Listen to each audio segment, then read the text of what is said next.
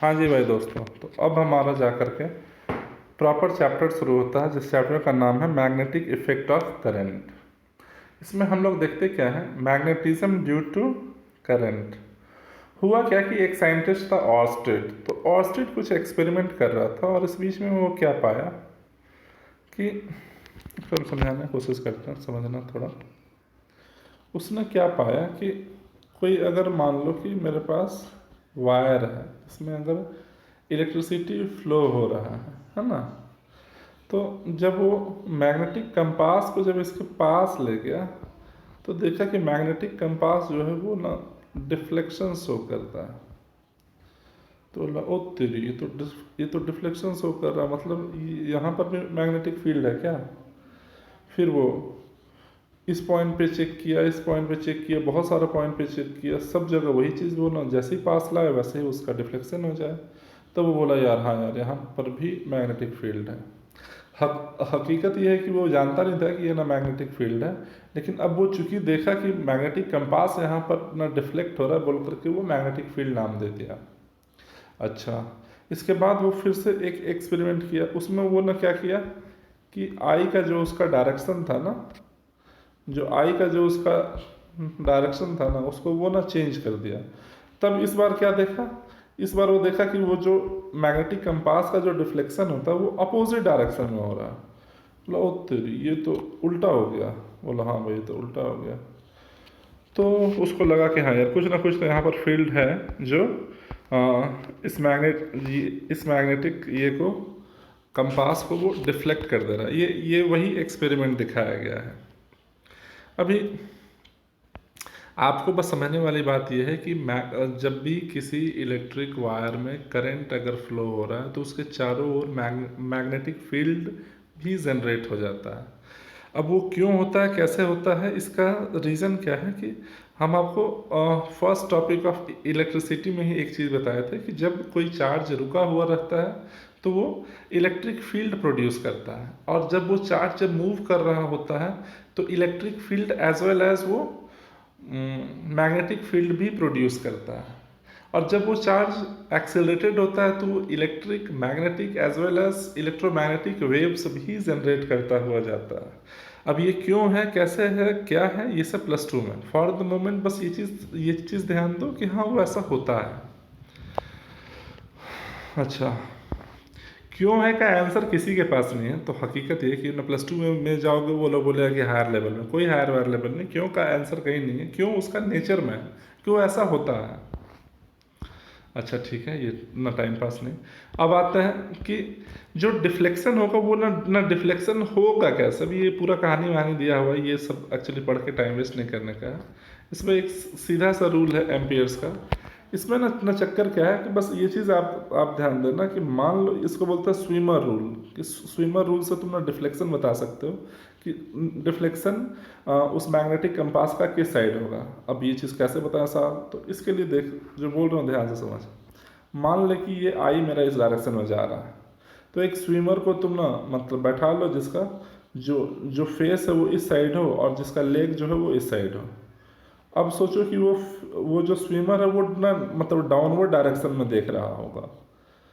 अभी क्या है कि जो इसका लेफ्ट हैंड होगा, मतलब ये साइड, अगर आई मेरा इस डायरेक्शन में जा रहा है तो जो डिफ्लेक्शन होगा वो डिफ्लेक्शन इस साइड से इस साइड होगा। किसका डिफ्लेक्शन, मैग्नेटिक कंपास का। कि अगर मैग्नेटिक कंपास हम अगर यहाँ पे रख दें तो मैग्नेटिक कंपास का जो डिफ्लेक्शन होगा वो इस साइड से इस साइड होगा। अच्छा, और अगर इसी चीज़ को अगर उल्टे वर्जन में देखें, मतलब क्या कि आई अगर मान लो कि इस साइड से आ रहा है तो हमको क्या करना होगा, तो फिर स्विमर को अपोजिट डायरेक्शन से ना लेटने के लिए बोल।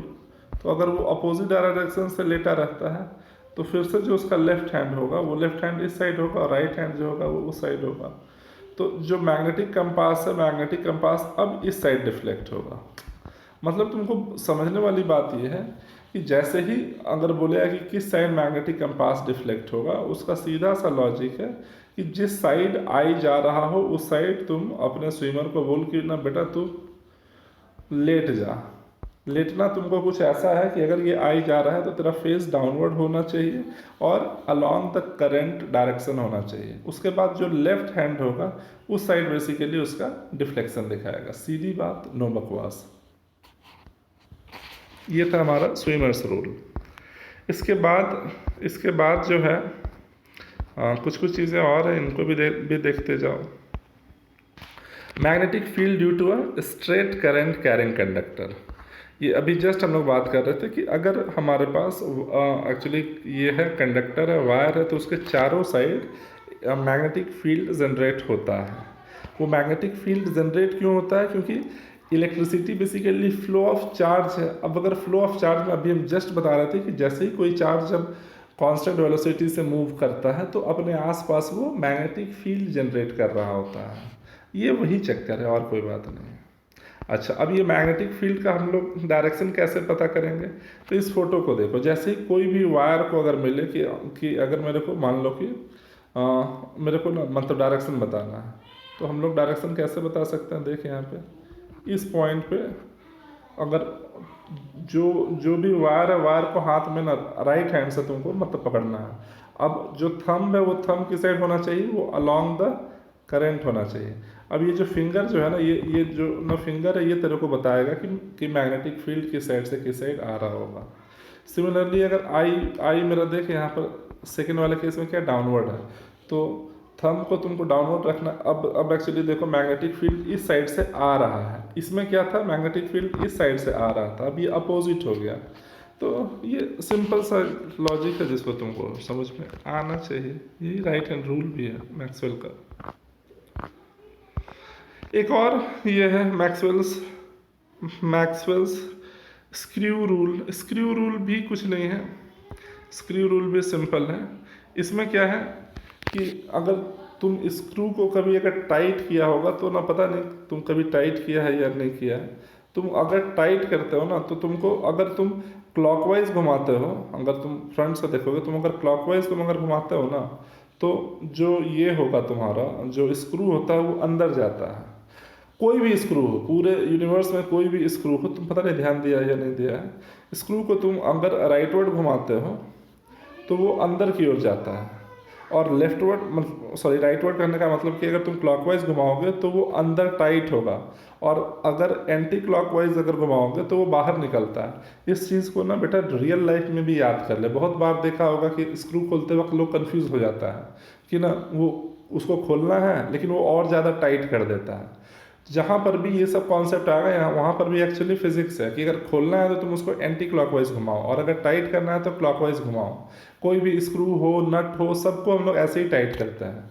तो ये बेसिकली मैक्सवेल क्या बोला कि मान लो कि जो हमारा डायरेक्शन जो आई का है वो अलोंग द स्क्रू है, तो अगर हम लोग टाइट कैसे करते हैं तो इसको वैसे घुमा करके, कैसे घुमा करके, क्लॉकवाइज। तो हम अगर क्लॉकवाइज घुमाएंगे तो स्क्रू जो है वो मेरा इन साइड जाएगा, वही देखो ये ऐसे जा रहा है। और अगर एंटी क्लॉकवाइज हम अगर घुमाना शुरू कर दें तो एंटी क्लॉकवाइज कब घुमाएंगे? जब ये हमारा बाहर की ओर आ रहा होगा। तो ये छोटा सा लॉजिक है जो समझ में आना चाहिए, और कुछ नहीं। इसके बाद है factors affecting the field produced by a straight current carrying conductor. इसका टोटल जो डेरिवेशन है बेटा वो +2 में है। उसका रीज़न क्या है? क्योंकि ये सब में कैलकुलस एप्लीकेशन है। यहाँ पर तो NTSC या छोटा मोटा कॉम्पिटिशन के लिए कुछ फार्मूलाज है जिसको आपको एज इट इज़ याद रख लेना कि ऐसा होता है। मैग्नेटिक फील्ड जो है वो डायरेक्टली प्रोपोर्शनल है आई का। आई मतलब क्या कि जितना ज़्यादा जो हमारा फ्लो ऑफ चार्ज होगा, मैग्नेटिक फील्ड उतना ज़्यादा होगा। ये फिर इन्वर्सली प्रोपोर्शनल है आर का। आर क्या है? जो वायर से जहाँ तक तुम्हारा बात हो रहा है, कहाँ निकालना है। अच्छा, ये तो खैर बकवास चीज़ है। एक चीज़ को पहले समझ लें, फिर उसके बाद उस चीज़ पर आएंगे। मान ले कि अगर, या चलो इसी को पहले समझा देते, नहीं लेकिन इसको पहले समझ दो। मान ले कि कोई अगर मेरे पास वायर है, ये अगर वायर है, इतना ही लेंथ का वायर है, कितना लेंथ का PQ। अगर ए के ऊपर मेरे को मैग्नेटिक फील्ड निकालना है तो हम लोग कैसे निकालेंगे? इसके लिए तुमको एक्चुअली मतलब करना क्या है, ये चीज़ को समझ कि ए को तुम दोनों एंड पॉइंट से ज्वाइन करा दो।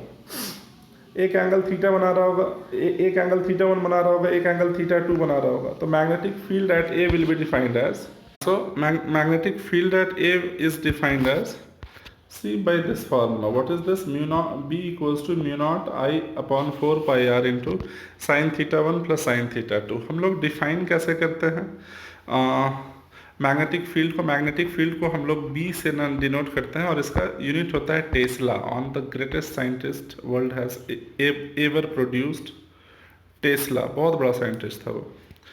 तो B equals to mu naught I upon 4 pi R into sine theta 1 plus sine theta 2, where what is theta 1 and theta 2, जहाँ पर भी निकालना है और वहाँ से वायर के एंड पॉइंट्स को ना ज्वाइन करा दो। एंड पॉइंट्स के साथ वो जो एंगल बना रहा होगा वो बेसिकली थीटा 1 एंड थीटा 2 देता है। तो इसको हम लोग क्या लिख सकते हैं, B इक्वल्स टू, मान लो कि अगर वायर इनफाइनाइटली लंबा है तो ये लास्ट केस में हमारा पहुंच जाएंगे। लास्ट केस क्या था कि इनफाइनाइटली लंबा रहेगा तो क्या हो जाएगा, ये angle theta 1 90 and theta 2 is also 90, क्यों, क्योंकि वो पूरा लंबा है ना। तो ए पूरा कितना एंगल बना रहा होगा 90, बी कितना एंगल बना रहा होगा 90, तो sine theta sine 90 value is what 1, so 1 प्लस 1 will be what 2, so what you will get this value called mu naught I upon 2 pi R, है ना। तो ये एक सिंपल सा लॉजिक है जो आपको समझ में आना चाहिए। अच्छा, ये तो हो गई ये वाली बात है। अच्छा, अभी इसमें से कुछ छोटी मोटी बातें और भी हैं जो आपको समझ में तो आना ही चाहिए। जैसे कुछ और इसके ऊपर प्रॉब्लम देख लो, वैसे इसके ऊपर और भी प्रॉब्लम देंगे लेकिन आज के लिए बहुत है। जैसे ये वाला प्रॉब्लम देखो, find the magnetic field at the centre of the square lobe.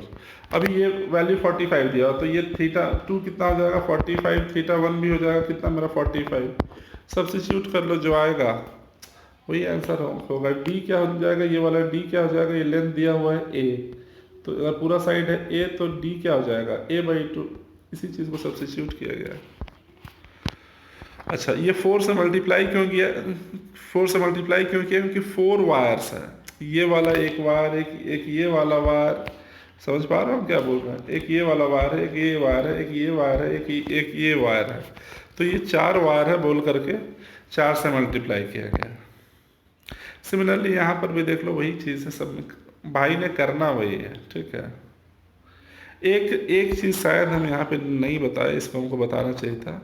Mu naught को हम लोग बोलते हैं परमिएबिलिटी कांस्टेंट, म्यू नॉट को हम लोग बोलते हैं परमिएबिलिटी कांस्टेंट, जिसका वैल्यू ये होता है, जिसका वैल्यू जो है वो तुम्हारा कहाँ गया पेन, हाँ ये वैल्यू है, ये हमारा म्यू नॉट का वैल्यू है, ठीक है। चलो फिर इसके बाद कुछ ना वीडियोस दिखाते हैं जिस पे तुमको फील आएगा कि हो कि ना करना क्या है या हो क्या रहा है, ठीक है।